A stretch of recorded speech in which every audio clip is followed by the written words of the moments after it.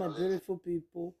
Is your one and only Lady Joe. If you have not subscribed, my darling people, go and subscribe and smash the notification bell. Thank you and God bless you. My darling people, today topic na about that old woman and the update of that old woman wey cry come and say his children abandon am. So one of his son finally come talk. Wanna listen know when they explain wetin make they abandon their mama, their grandmama. Wanna listen.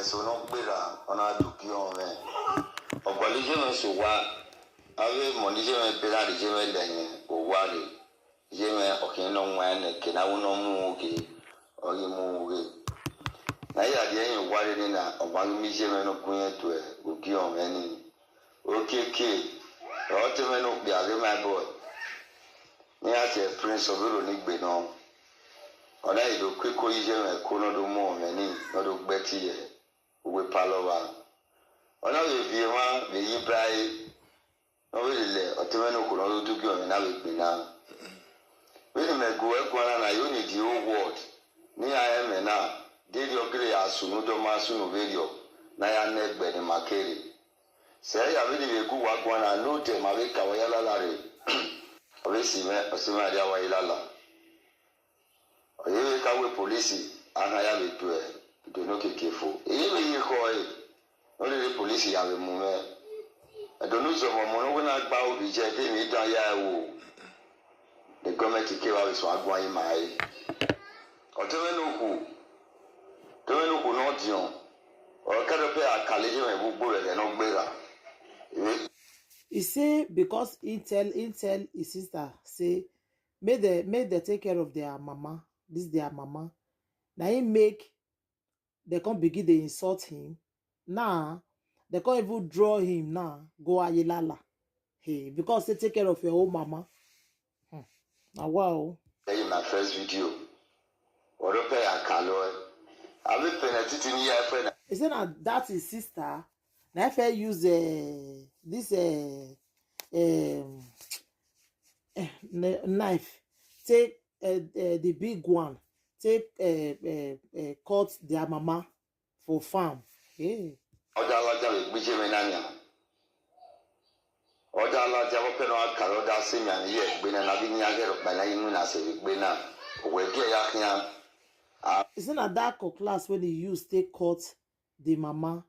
Now they cause different sickness for his mama body now. Your mama they sick for his side body now because of wetin that class when they use that time take cut the woman. Wow, isi eru. So wala ze ni ka be tan wa gun yin bi e ni agba o ge. Ni agba o ge. So e don say he say make they help and beg the children, make they take care of their mama, make they take care of her. wa come na o ni no wuta phone number no is 08077254466.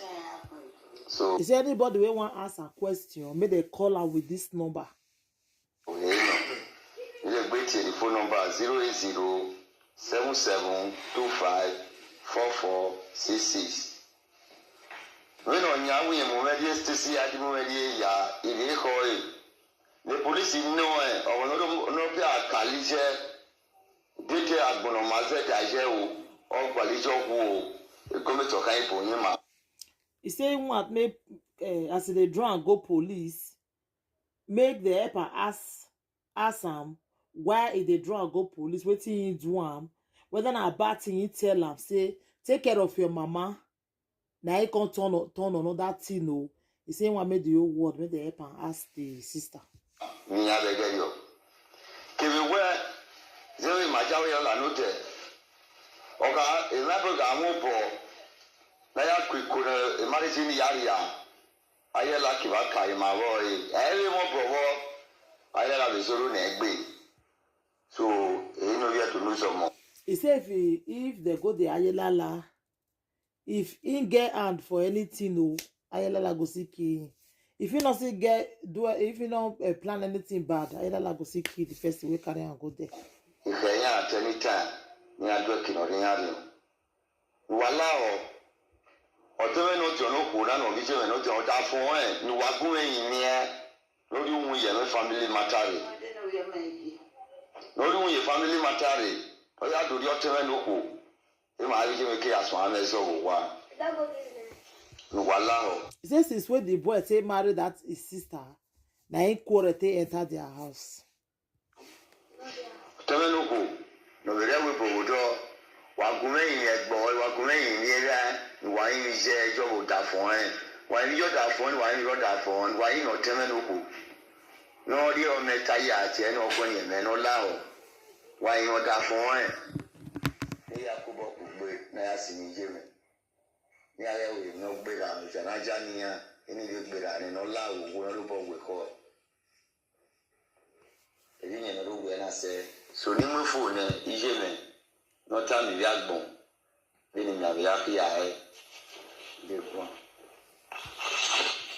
He say make dem help and beg the family of that girl, the family where the girl for marry, make dem beg so that the girl go dey take care of him mama, because him mama na dey ground now dey sick, so they need help, you know. Say so you want give him mama make still talk. Wala yagun aka danuzama wala wa wije bo me wa gba ore me ya ni wu wala wa go me yo me no ko no re o wa je no re we bo do wa go me ya no bla no gba ore me. He say make dem help am beg e pikin say in dey sick, she want meme, so make dem help am beg the daughter make e take care of am. Say abeg na beg na she dey beg. No we do bo me be ma je ka me yi awo beg. He say no dey waka, no dey see road. Say make dem help am beg make e forgive am if he do am anything bad, make e take care of am. Make the whole world help am beg the daughter. Ma wow. A marriage no ya mudia o me no pia a prison o give any amoria ni akia we amata ma me ga we marriage ni akia ni aga ma me ni adije a prison ina ri onigbe wala wo go wa gun eyin oreni ogbi wa gun. He say wetin make him pikin dey vex because e marriage when he do, she go there go scatter am because he not tell her say he wan do marriage. So people come tell her say make he go scatter the marriage. They make them look who she wan come take do mama. How you go abandon your mama? He say na wetin come make her go Uronigbe, one village where they call Uronigbe. Na wetin come make her go there so that make she go look who. He say na wetin come make her relocate to Uronigbe because the girl say don't go take care of am again. And now she dey sick, she need help. Now wow. He say make dem help am beg the husband mama the husband papa make dem help am beg make it take care of her. Say she dey sick for inside body, she want meme.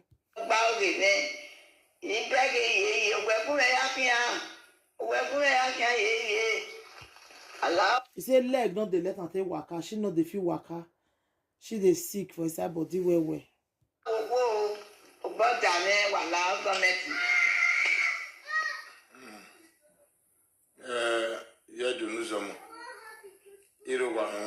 Hello, Padomo. Like my social media president in Ahina. So do we not allow it even issue so entire report in my way. Yours family issue in but wow. My people, I fear people. You abandon your mama because of small thing, or because he offends you. You don't even forgive her. And you just abandon her, make she dey sick, make she just die like that. Now wow, my people. I beg more help me talk for this matter. If you don't get any help, I want to see help the woman, the pikin number they there, more still call her. Thank you, my darling people. Take care. Bye.